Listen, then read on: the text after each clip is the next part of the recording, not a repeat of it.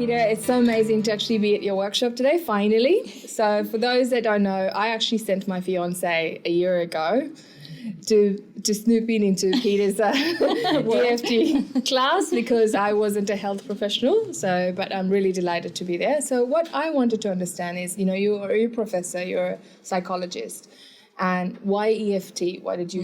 What inspired you to actually start getting into it?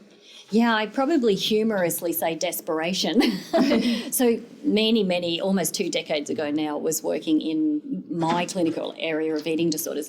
But a lot of the strategies, what we'd learnt at uni, fell short. And so my patients weren't getting any better.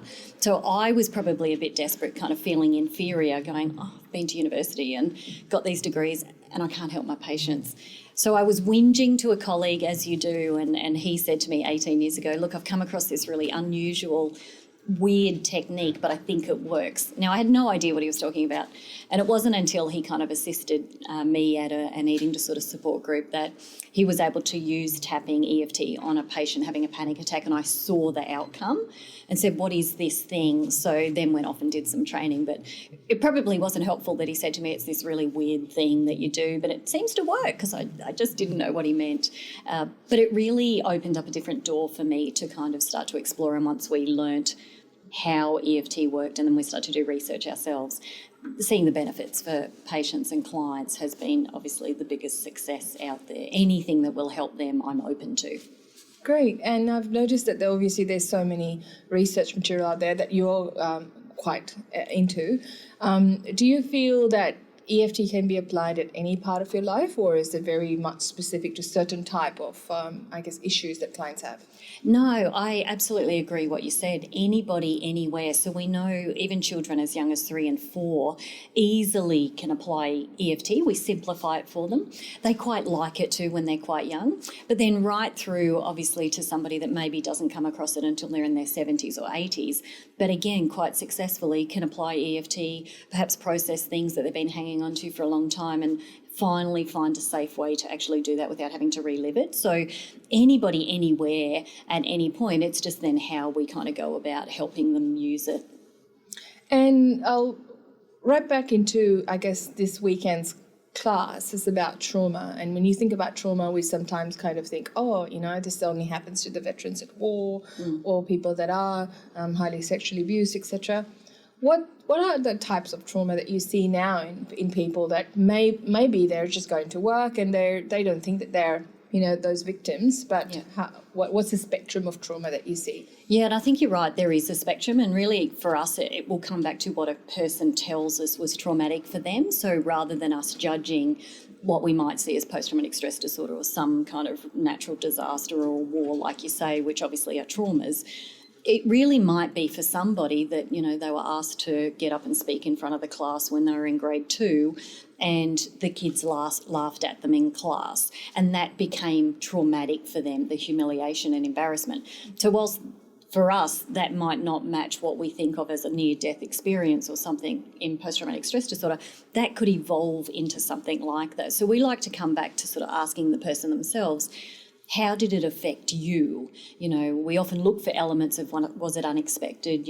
Was it sort of, something that you couldn't cope with? Those types of things, dramatic, that sort of thing. And if somebody thinks or believes it had that impact on them, then for us, that's enough. Mm-hmm. We can help them sort of process that, and tapping such a beautiful tool for that. Yeah. I'll go specifically more into that notion of vicarious trauma. Yeah. And I'm relating this to, mothers of teens. Teenagers go into all sorts of interesting episodes, trying to do things that are dangerous because it's fun for them. But the mothers, I feel, they go through this vicarious trauma of like, oh my God, what's happening to them? Yes. And I know as a teen, I would want to actually protect my mum from knowing some of those dangerous things that I'm into, so that I'm protecting her. But could you elaborate more? You're being a mum as well of teenagers. Like, how does that relate to the connection between a teen and a mother with respect to trauma? Yeah. Teenage years developmentally are a time that teens are supposed to start to kind of separate from their parents and start to find their own identity. Like, we actually expect that to happen, but I think, you know, a lot of parents aren't prepared for that, or they remember their own teenage years and perhaps what they put their own parents through. And even as an adult, you know, my siblings and I have let my mother know things we got up to, and she just goes, I don't want to know, because we didn't tell her back then. Same reason, trying to protect them, or you might get in trouble, that kind of thing. So I think parents may, or mums may, think of their own and want to protect their teen now from maybe repeating their mistakes, or not want them to be exposed to things they were exposed to because they have felt it themselves.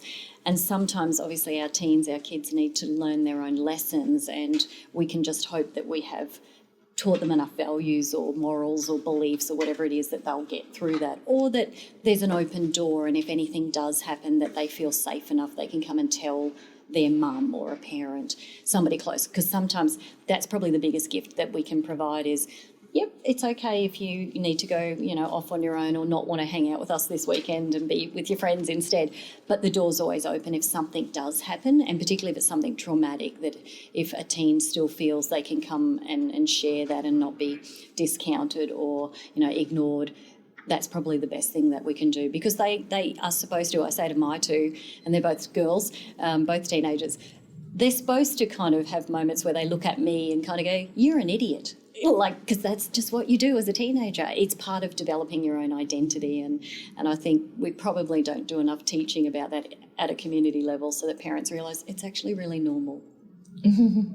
Thank you. And with that, maybe a final tip. How can everyone use EFT and benefit from it in a daily life? Yeah, I think if we just got into the habit of kind of once a day, maybe when we did something that was also a once a day thing, and I always say most people brush their teeth in the morning, yes. That if just at your brushing the teeth time in the morning, you did 5 minutes tapping on starting your day, or even end of the day when you brush your teeth before bed, you tap for 5 minutes, that regularity of tapping has such a profound build-on effect that we would not only regulate our own systems, maybe sleep better at night or have a better day, but we'll also interact with other people around us in a very different way as well. So we say that that ripple effect can be really far-reaching, and the cumulative effect of tapping every day over time is extraordinary. You literally will have a new brain and new neurons, you know, in 3-6 months' time from now, just from 5 minutes tapping a day. Okay. I still can't believe that I'm actually sitting with you and doing this interview. But It's been fabulous. It's it has lovely been just to amazing. Yeah. Thank you. Thanks so much.